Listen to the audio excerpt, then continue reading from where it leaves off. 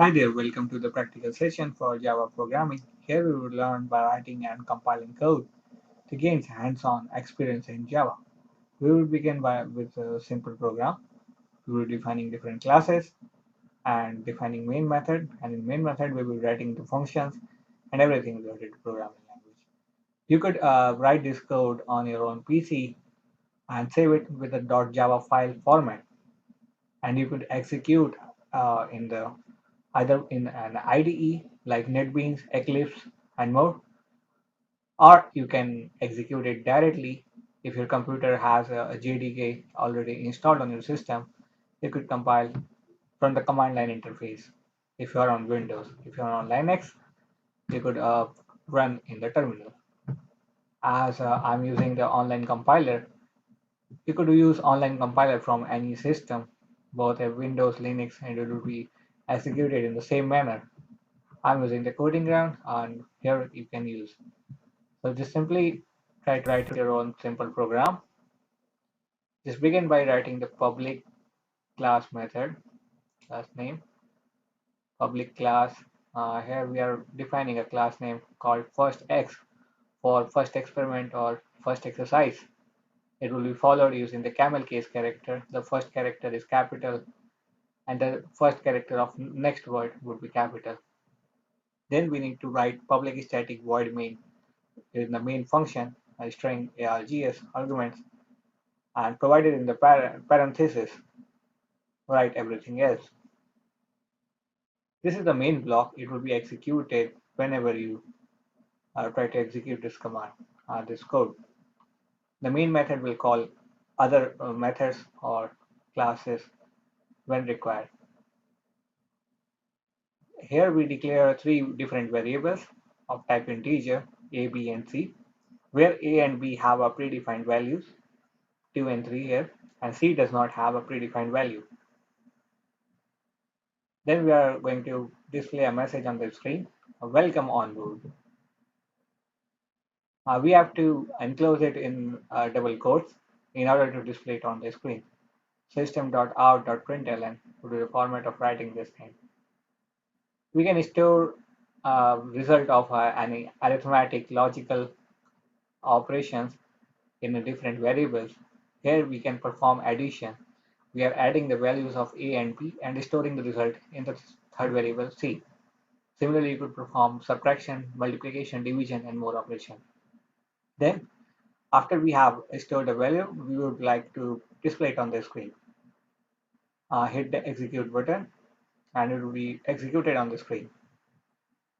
So it will be writing the same command automatically when you're writing on the Windows command line or Linux terminal.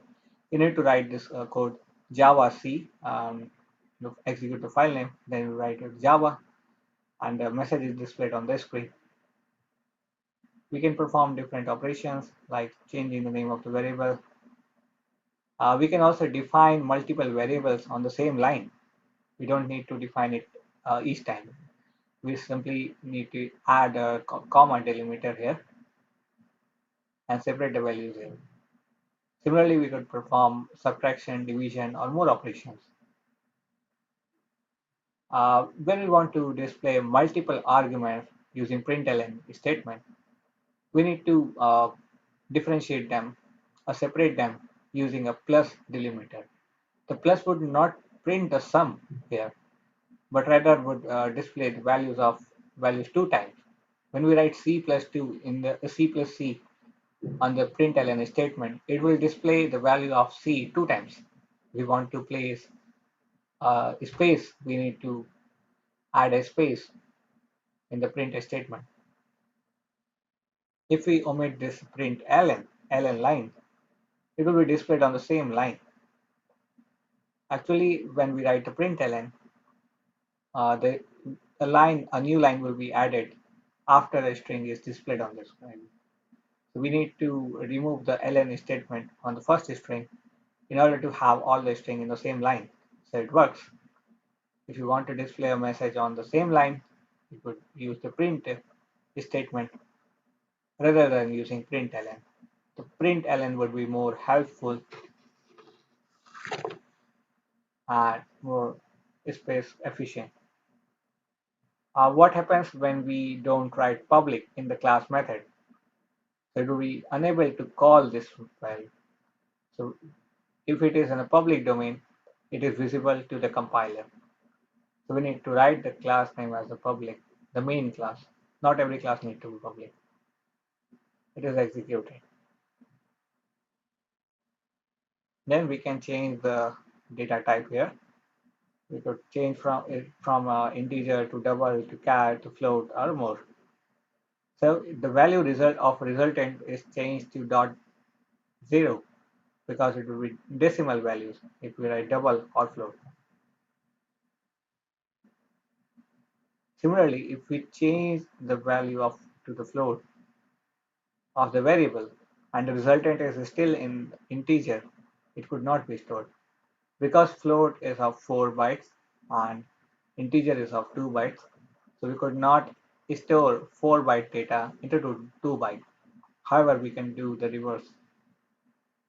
So we need to make both of them either float or integer. The resultant variable C must be in a higher order variable data type. And it is displayed on the screen. The message is displaying as well.